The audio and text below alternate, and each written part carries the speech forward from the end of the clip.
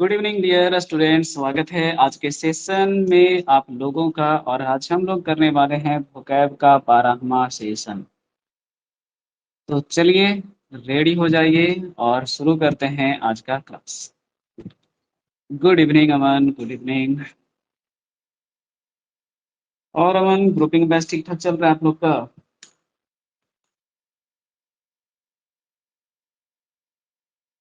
नहीं गए थे क्या? क्योंकि हम तो निकलते हैं 10:15 बजे, तब तक आप नहीं पहुंचते हैं। गए थे? चलिए बढ़िया से करिए, बहुत ही बेहतरीन है। अच्छी बात है कि आप लोग जुड़े हैं।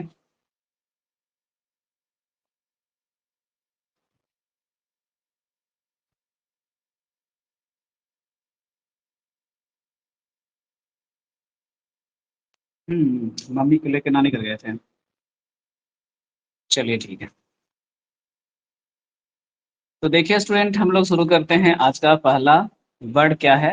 सेशन 12 का सबसे पहला शब्द है एंकर। आप लोग देखते होंगे जब टीवी पर अवार्ड फंक्शंस वगैरह, उसमें आप इस टर्म को यूज करते हुए सुनते होंगे कि आज के एंकर है ये, आज के एंकर है ये। तो किसी भी फंक्शन को लीड करने वाले जो व्यक्ति होते हैं उनको एंकर कहा जाता है। कुछ भी सिखाने लायक इसमें बात नहीं है। बस ध्यान रखिएगा कि ज्यादातर ये आपको टीवी प्रोग्राम को लीड करने वाले होते हैं तो एंकर बोलेंगे। रिलेटेड वर्ड में पहला वर्ड आपके पास में जॉकी दिख रहा होगा, जिसका मतलब होता है कि ये भी आपके पास रिप्रेजेंट करते हैं किसी रेडियो प्रोग्राम को, है ना। किसी रेडियो प्रोग्राम को रिप्रेजेंट करने वाले को जॉकी कहा जाता है। कॉम्पियर होते हैं वे पर्सन जो कि अनाउंसर के द्वारा बुलाए जाते हैं स्टेज पर, और वो क्या करते हैं कि कौन सा व्यक्ति को मिलने वाला है सम्मान, वो नाम का पर्ची पढ़कर सुनाते हैं। तो कॉम्पियर जो होता है वो विनर का नाम अनाउंस करने वाले लोग होते हैं। एंकर जो होता है उन लोगों को बुलाता है और फिर उन्हें प्राइज दिलाता है। याद रह जाएगा कि कॉम्पियर क्या करते हैं, विनर के नाम अनाउंस करते हैं। आज का दूसरा वर्ड है एकॉम्प्लिस, जिसका हिंदी होता है सह अपराधी। क्या होता है? सह अपराधी। जो किसी भी क्राइम में किसी अपराधी के साथ होते हैं उनको कहा जाता है सह अपराधी। वैसे एक कहावत है हम लोग को यहाँ कि अगर किसी अपराध को आप होते देख रहे हैं तो आप भी एकॉम्प्लिस हैं। मतलब किसी अपराध को होते देख रहे हैं तो आप उसका विरोध नहीं कर रहे हैं तो आप भी एकॉम्प्लिस कहलाएंगे। तो पर्सन या partner in crime is known as accomplice. अब देखो, जनरल नॉलेज के लिए आपको बता देता हूं। एक वर्ड होता है आपके पास में एकॉम्प्लिस। क्या होता है? एकॉम्प्लिस। ये पार्ट्स ऑफ स्पीच में verb होता है। क्या होता है? पार्ट्स ऑफ स्पीच में verb होता है। इसका मतलब होता है किसी चीज को क्या करना, फिनिश करना। चलिए ठीक है, किसी चीज को क्या करना, फिनिश करना। एक मिनट रुकिए।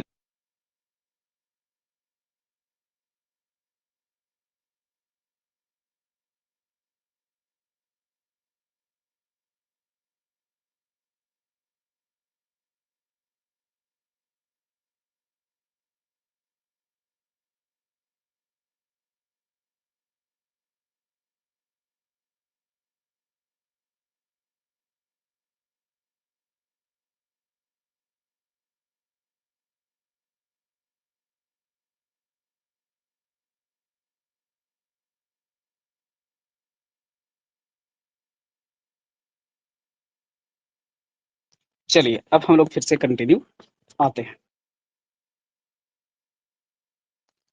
तो मैंने आपको सिखाया कि एकॉम्प्लिस का दो मीनिंग आएगा, एक होगा सी वाला और एक एस एच वाला। तो एस एच का मतलब लिखना है कि किसी भी प्रोजेक्ट को ये आदमी क्या करेगा, फिनिश करेगा। और एकॉम्प्लिस सी वाला जो होता है वो सहअपराधी को बोलते हैं। आगे बढ़ते हैं नेक्स्ट वर्ड पे। अब लग रहा होगा कि एकॉम्प्लिस का भी कुछ रिलेटेड वर्ड वगैरह सर पढ़ाएंगे। तो हाँ बिल्कुल। तो सबसे पहला वर्ड है कॉम्पेनियन, जिसका हिंदी होता है साथी। जैसे आप बाय द वे ट्रैवल कर रहे हो, और ट्रैवल करने के दौरान क्या होता है कि आपको कोई यात्री मिलता है, वो भी आप ही के डेस्टिनेशन पॉइंट पे, बाय द वे दिल्ली आप जा रहे हो, वो भी दिल्ली जा रहा है, तो आप दोनों कॉम्पेनियन हो जाओगे यात्रा के। तो पर्सन या ट्रैवलर ड्यूरिंग ट्रैवल, हाँ, पर्सन या कंपेनियन को हम कहेंगे कॉमन ट्रैवलर, सीधे याद रखना, क्या याद रखना? Common traveller. कलीग जो होता है वो एक ही ऑफिस में या सेम डिपार्टमेंट में होते हैं तो कलीग है। काउंटर पार्ट उस आदमी को कहेंगे ना जो आप ही के पोस्ट पर रहेगा, जैसे आप भी एलडीसी के हैं, वो भी एलडीसी है, सेम ऑफिस में और कहीं भी दूसरे ऑफिस में, तो आप एक दूसरे के काउंटर पार्ट है। लेकिन एक दूसरे का पद आगे पीछे भी है और एक ही ऑफिस में है तो कलीग है। फिर क्या है? कॉमरेड। ये तो आप लोग डियर कॉमरेड मूवी देखे होंगे साउथ का, बहुत अच्छा कहानी और थीम था। A person who assist other, एक ऐसा व्यक्ति जो दूसरों को मदद करता है, पहचान जान रहे या ना रहे, मदद करता है, इसे हम क्या कहते हैं? कॉमरेड। ठीक है, चलो। आज का तीसरा वर्ड है एंथ्रोपोलॉजिस्ट। तो एंथ्रोपोलॉजिस्ट होता है जो मानव विज्ञानी होता है, यह मानव के बारे में अध्ययन करता है, मानव विज्ञानी। ठीक है, मानव विज्ञानी। ओके, अब नेक्स्ट वर्ड है इसका रिलेटेड में फिलेंथ्रोपिस्ट, जो मानव से प्यार करता है, वन हु लव्स मैनकाइंड। इसका एंटोनिमस हो गया फिर मिसैंथ्रोपिस्ट, जो मानव से घृणा करता है, वन हु हेट्स मैनकाइंड। तो मानव से रिलेटेड तीन वर्ड हुआ, एक मानव के बारे में अध्ययन करने वाला और एक हो गया आपके पूरे मानव जाति के बारे में अध्ययन करने वाला। तो ये एंथ्रोपोलिस्ट मानव के बारे में अध्ययन करता है और मानव से प्यार करने वाला फिलेंथ्रोपिस्ट होता है, मानव से घृणा करने वाला मिसैंथ्रोपिस्ट होता है। नेक्स्ट वर्ड है पर्सनैलिटी ट्रेट का आर्कियोलॉजिस्ट। तो ये क्या करते हैं ना कि हमारी जो प्राचीन संस्कृति थी कैसी थी, जैसे हड़प्पा सभ्यता में कैसे लोग रहते थे, ये सब अध्ययन करने के बाद ही ना मोहनजोदाड़ो मूवी जो बना होगा उसका कहानी लिखा गया होगा, है ना? तो आर्कियोलॉजिस्ट होते हैं जो एंशिएंट सिविलाइजेशन का अध्ययन करने वाले लोग होते हैं। हिंदी होता है पुरातत्व वैज्ञानिक, पुरातत्व वैज्ञानिक। ठीक है, वैज्ञानिक, पुरातत्व वैज्ञानिक।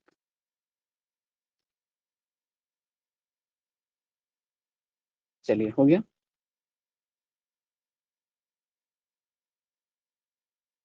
हम्म, देखिए नेक्स्ट वर्ड में इसका रिलेटेड वर्ड होगा या नहीं होगा मुझे नहीं पता, देखना पड़ेगा। हाँ, जियोलॉजिस्ट एक वर्ड इसमें रिलेटेड वर्ड आता है जो कंफ्यूजन करता है। तो देखो स्टूडेंट, ये जो होता है ना वो अर्थ के बारे में अध्ययन करने वाला होता है, ये भूवैज्ञानिक होते हैं। तो ये थोड़ा सा कंट्रोल करके आंसर मारना कि अगर पूछ रहा था कि प्राचीन सभ्यता का अध्ययन करने वाले व्यक्ति तो आर्कियोलॉजिस्ट बोलना, लेकिन धरती के बारे में अध्ययन करने वाला बोलेगा तो जियोलॉजिस्ट बोलना है। नेक्स्ट आपका वर्ड एस्ट्रोनॉट होता है, जो कि अंतरिक्ष यात्रियों को कहा जाता है, जो क्या करते हैं? ट्रैवल करते हैं अंतरिक्ष में।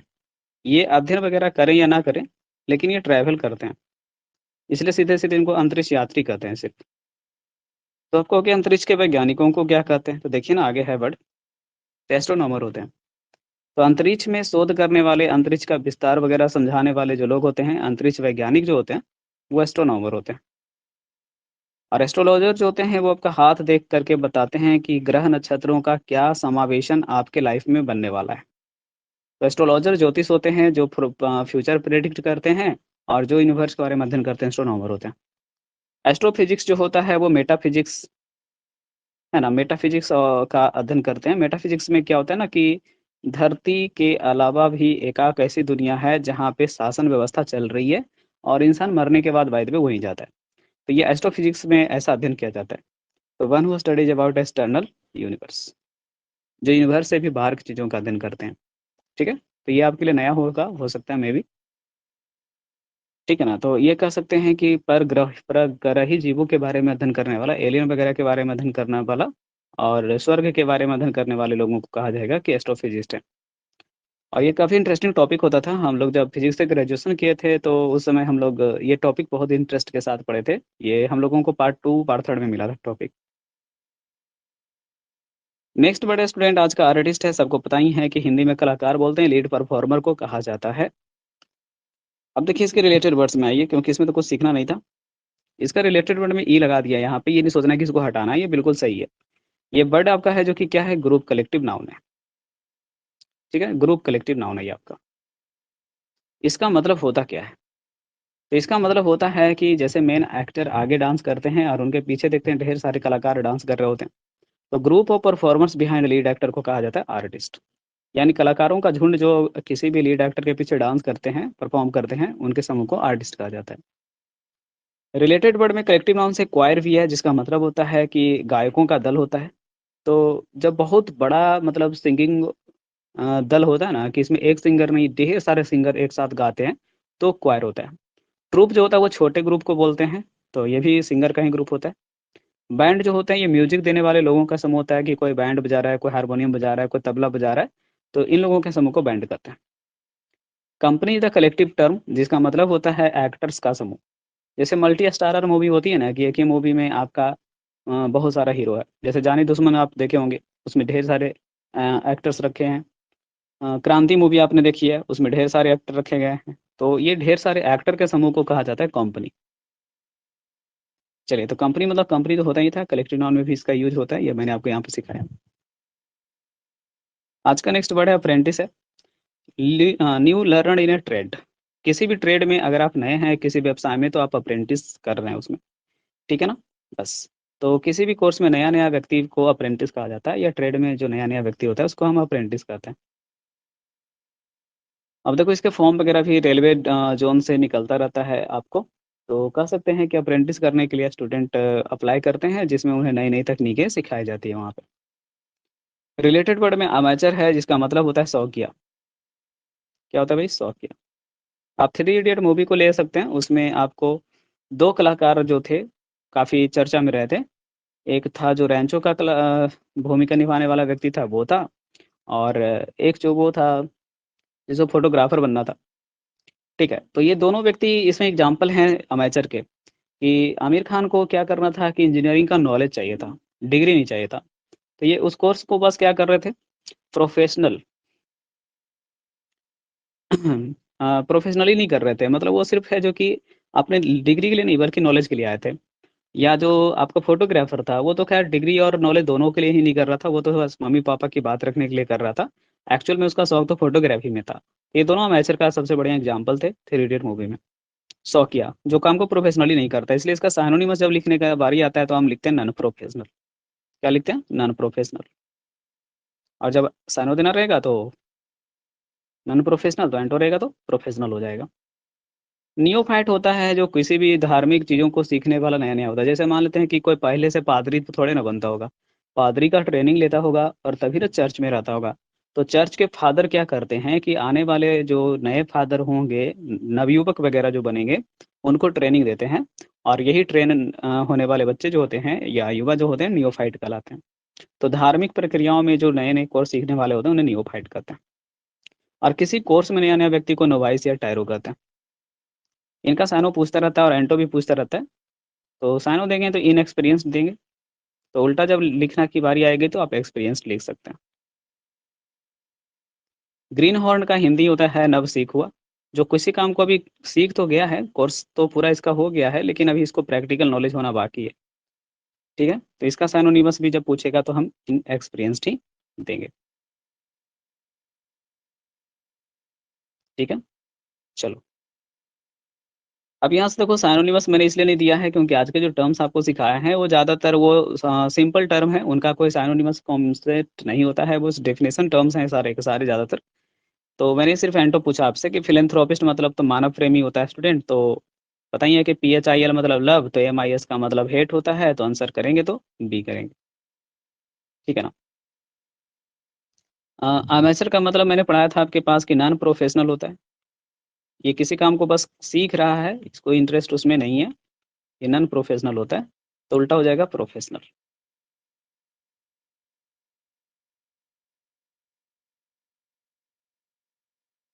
चलिए, अब देखिए, ये कोर्स मैंने आप लोगों को कहा था बाय करवाने के लिए, वही एडवर्टाइज़मेंट है, करवाइएगा तो करवाइए लोगों को। और धीरे-धीरे लोग आ रहे हैं, पूछ रहे हैं मेरे से कि सर कैसे कोर्स लेना है, क्या कराते हैं, कैसे कराते हैं? तो उम्मीद है आगे बढ़ेगा कोर्स, बच्चे आएँगे इसमें और। देखो, आज के इडियम श्रेणी में सबसे पहला इडियम्स है स्टूडेंट गिव। गिव का पहला इडियम्स लिखा है गिव ए वाइड बर्थ। जब आपका ट्रेन का टिकट कन्फर्म रहता है और आपका अपना बर्थ रहता है, तो आपने क्या किया कि किसी आदमी को बैठने नहीं दिया और चौड़े होकर के सो गए।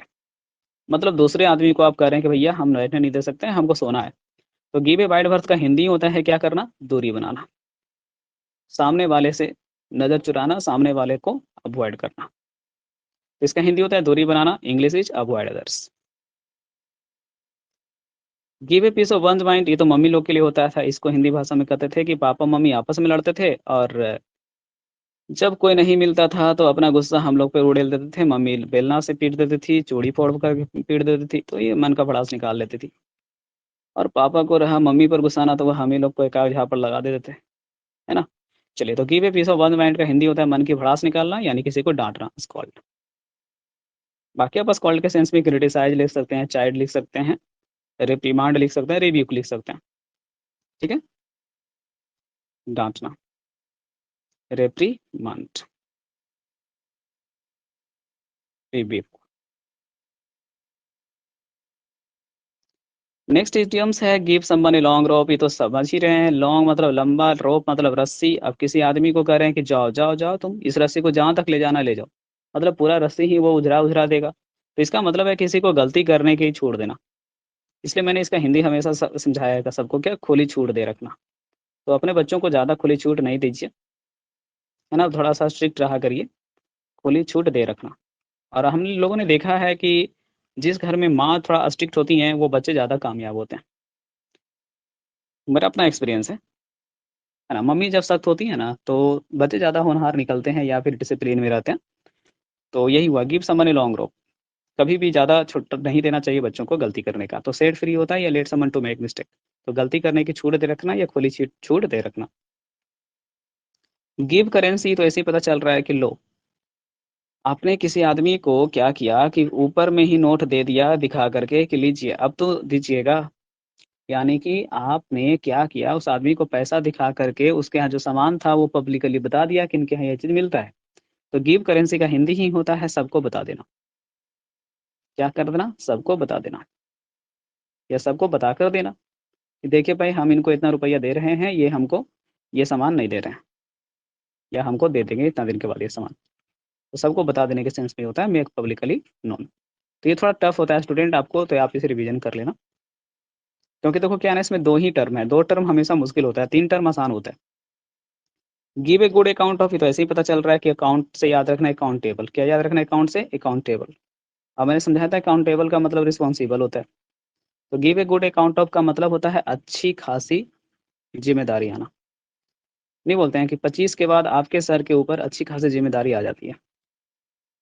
सबसे पहली ज़िम्मेदारी तो हो जाएगी कि अब कुछ पैसे बचा करके, कमा करके घर वालों को दो, और दूसरी हो जाएगी अब शादी-वादी करो, है ना? तब तक मम्मी-पापा का उम्र हो जाता है मिनिमम लगभग 50 के अराउंड।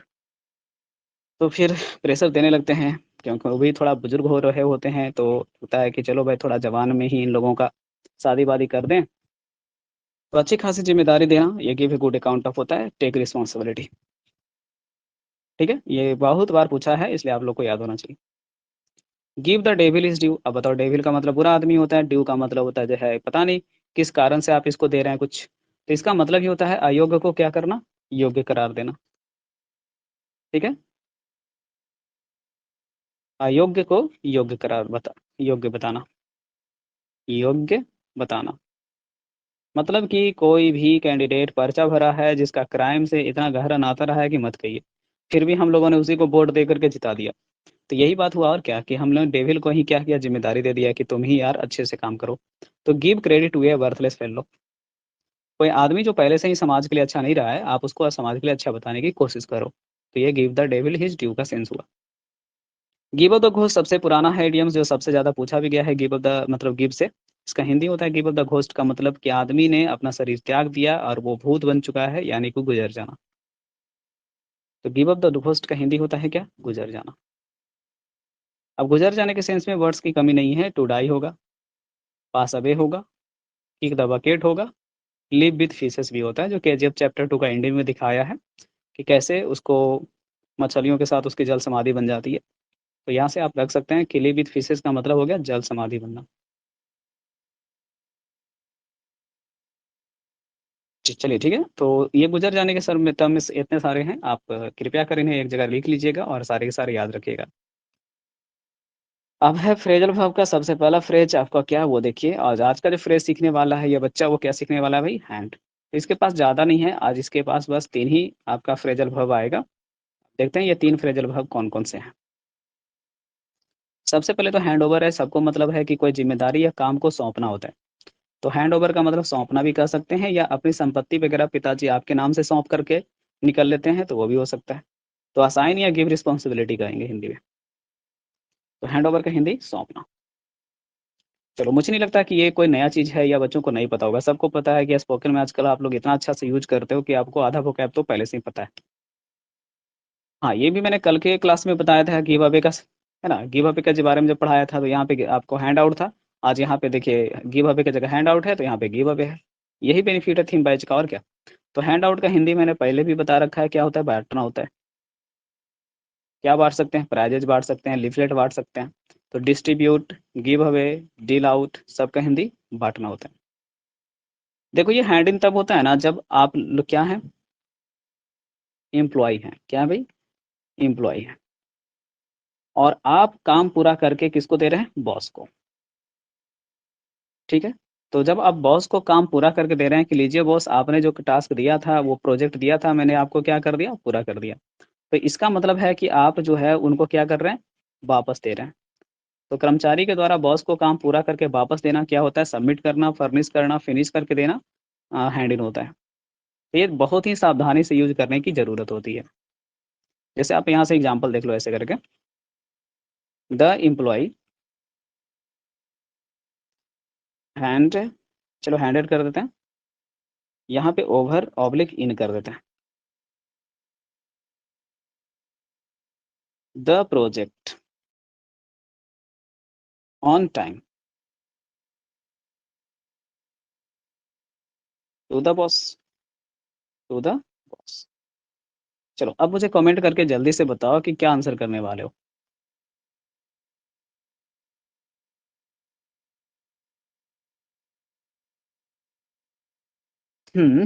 आंसर क्या करने वाले हो?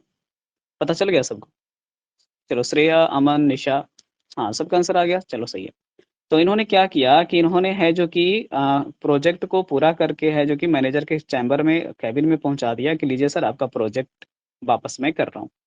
ठीक है? या आपका प्रोजेक्ट मैं आपको सौंप रहा हूँ, आपके हाथ में, आपके केबिन में दे आ रहा हूँ। तो हैंड इन का मतलब काम को पूरा करके वापस देना। तो मुझे उम्मीद है कि आप लोग बहुत ही जल्दी इस बात को समझ पाए होंगे कि हैंड ओवर और हैंड इन में ज़्यादा यूज़ जैसे तो हैंड ओवर होता है, लेकिन हैंड इन भी यूज़ हो सकता है।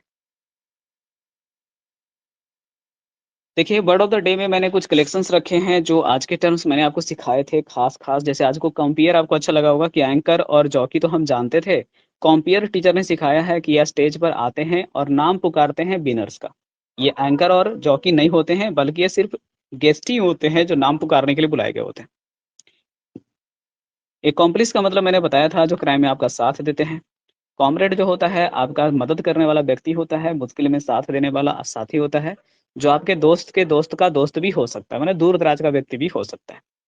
आर्कियोलॉजिस्ट का मतलब होता है पुरातत्व वैज्ञानिक होता है, जैसे ही हड़प्पा, मोहनजोदड़ो जैसी सभ्यताओं को बताने वाले लोग आर्कियोलॉजिस्ट होंगे। जियोलॉजिस्ट जो होता है वो धरती के बारे में अध्ययन करता है। आर्टिस्ट ग्रुप ऑफ परफॉर्मर होता है लीड एक्टर के पीछे। क्वायर सिंगर का समूह होता है, जो बड़े-बड़े सिंगर्स का समूह होता है, मतलब इसमें सिंगर की संख्या 10, 15, 20, 25, 30, 40 हो सकती है। और छोटे सिंगर के समूह को, जिसमें 2, 3, 4 सिंगर होते हैं, उनको हम ट्रूप कहते हैं। अमेचर जो होते हैं नॉन प्रोफेशनल व्यक्ति होते हैं, ये किसी काम को प्रोफेशनली नहीं करते हैं। एस्ट्रोफिजिक्स में स्टडी किया जाता है आपका एक्सटर्नल यूनिवर्स का, मतलब कि यूनिवर्स के भी बाहर की कोई दुनिया है, जैसे स्वर्ग है, उसके बारे में अध्ययन करना एस्ट्रोफिजिक्स पढ़ना कहलाता है। प्रोवर्ब ऑफ द डे में गिव से 2 मैंने प्रोवर्ब रखे हैं, जिसे आप अपने स्टेटस में डाल सकते हैं, अपने लाइफ में अप्लाई कर सकते हैं। लिखा है, where God gives hard bread he also gives sharp teeth.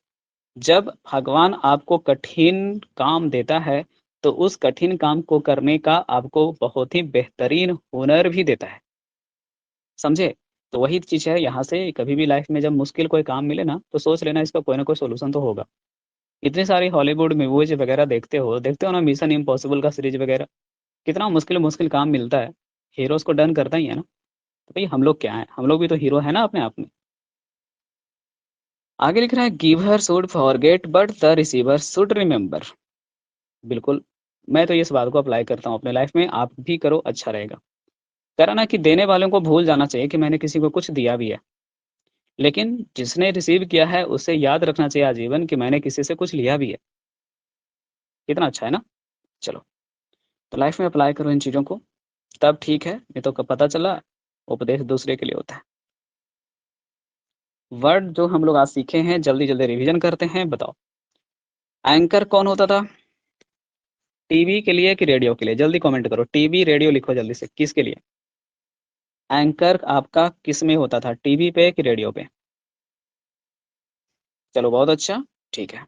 Jockey होता है रेडियो पे, है ना? आरजे बोलते हैं शॉर्ट में आप। मेरा भी सपना था आरजे बनने का। शायद देखिए, अभी बहुत लंबा लाइफ है, कभी ना कभी किसी जगह से ऑफ़र आए तो करें।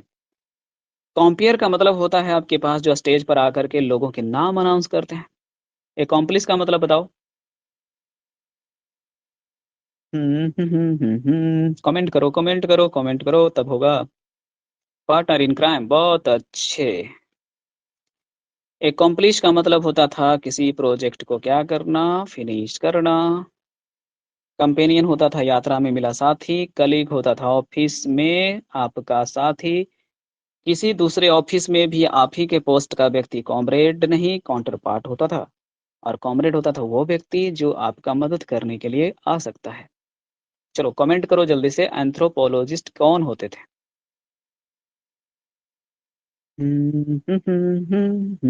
जल्दी कमेंट करो भाई, नहीं करोगे?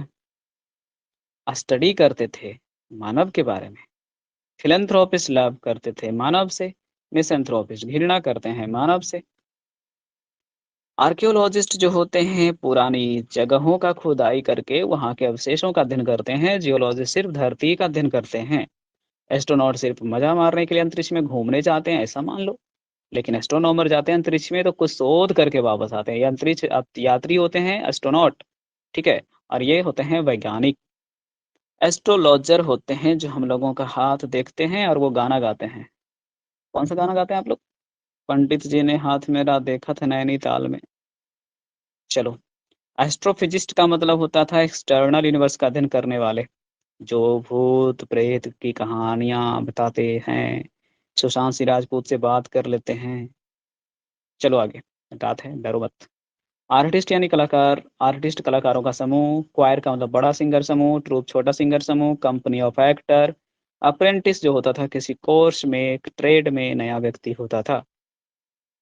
अमेचर होते थे नॉन प्रोफेशनल, नियोफाइट होते थे नए नए लोग जो किसी भी क्या चीज में होते थे, याद है? धार्मिक चीजों के सीखने वाले पंडित, तो नया नया पंडित वगैरह कर सकते। नोवाइस जो होता था वो नया होता था। टायरो नोवाइस का ही साइनोनिमस है। ग्रीन हॉर्न का मतलब अनुभवहीन होता है। बिगनर इन सब का साइनो हो सकता है। चलो जल्दी से कमेंट करो क्वेश्चन नंबर 1 का answer. One who does something non professionally. पक्का सी आंसर, जो किसी काम को शौकिया करता है। चलो बिल्कुल सही जवाब है। One who studies about plants and stars. अंतरिक्ष का अध्ययन करने वाला वैज्ञानिक, अंतरिक्ष वैज्ञानिक, आंसर इज ई। शो या फंक्शन को लीड करने वाला। एंकर, बहुत अच्छा, बहुत अच्छा, बहुत अच्छा, बहुत अच्छा, सबका सही है। अमेचर का एंटो बताओ जल्दी से। हम साइनो बताए थे नन प्रोफेशनल, तो एंटोनिमस हो जाएगा professional, answer is we. Person of same department और office is known as colleague. बिल्कुल। चलिए तो अब हम लोग आगे देखते हैं और इस चॉकलेट प्रॉब्लम का आंसर बताइए। गिव समवन ए लॉन्ग रोप।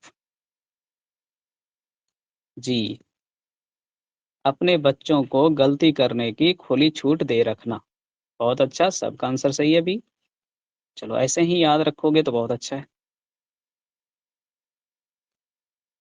बाकी लोगों को ज्वाइन करवाने के लिए ये बार-बार एडवर्टाइज़मेंट आता रहेगा, डरिएगा नहीं। अब यहीं तक सेशन था शायद, क्योंकि इसके आगे का स्लाइड तो टेस्ट स्लाइड है जो कि अभी तक आपको मिल नहीं पा रहा है, तो फिर से बिज़ी शेड्यूल थोड़ा रह ही रहा है मेरा। टाइम बहुत कम है मेरे पास में, रात ही में थोड़ा टाइम निकालेंगे आप लोग के लिए तब होगा। दिन में तो 1 बजे तक क्लास रहता है, 1 बजे के बाद 2 घंटा सोना होता है, फिर 4 बजे से क्लास होता है, फिर शाम हो जाता है। चलिए देखते हैं, एक्सक्यूज़ेज़ तो से काम चलेगा नहीं, है ना? ड्यूटी तो करना ही पड़ेगा। तो आप लोगों का जुड़ने के लिए धन्यवाद, ऐसे ही जुड़े रहिए। है ना? मिलते हैं फिर कल नए सेशन vocab सेट 13 में। कुछ बातें रहेगी आप लोगों की तो वो बताइएगा, कुछ और ऐड उड करवाना है, एग्ज़ामिनेशंस वगैरह आ रहे हैं सीएचएस वगैरह के, तो कुछ आइडिया चाहिए, कुछ क्वेश्चन्स अपडेट कराने हैं प्रीवियस ईयर्स वगैरह, तो थोड़ा बता देना।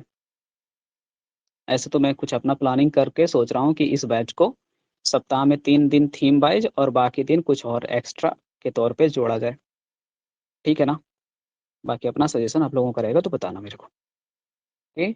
जाइए, रेस्ट कीजिए, है ना? Have a nice dream, good night.